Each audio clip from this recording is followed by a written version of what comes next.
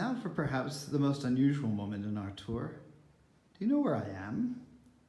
I'm at the very top of that beautiful spiral stair in the Frick mansion. So many generations have passed up and down these stairs. It's almost like a metaphor for the history of the family. And right down the center of it, Han Qin, a young Chinese artist, has created this extraordinary installation of a 36-foot-long paper scroll, which she made in the beautiful water city of Hangzhou in China, using friends of hers who are migrants within China, who also are artists. I would almost call them, if you look at the way these figures float, artists of the floating world. Each one has a story of migration. And as I pass down the stairs, and you can hear the creaking of the stairs, just like with any great Chinese scroll, it's a moment of visual history that also unfolds in time. Look at the way the figures reach upward. Each one, by the way, is holding, for instance, a piece of jewelry or a ring, something precious that they took on their journey of migration.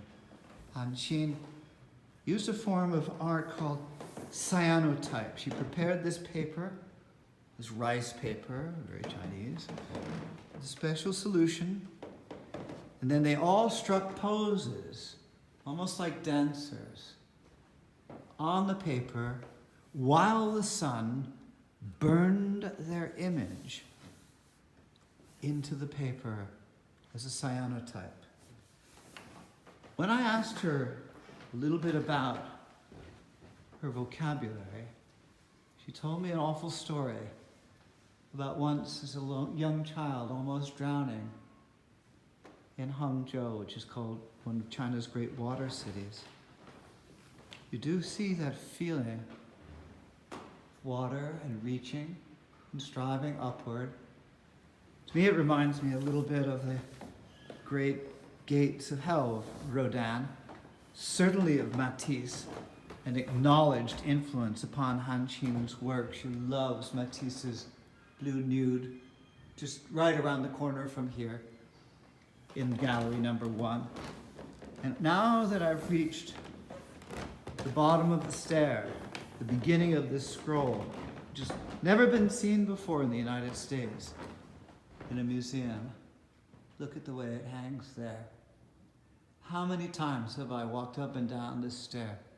It is so familiar to me, but like any great work of art, this has made it completely unfamiliar, giving me so much to think about in terms of lives going up and down this staircase, time passing, what it's like to be a migrant, what home means, almost like these shadowy phantoms reaching through the blue.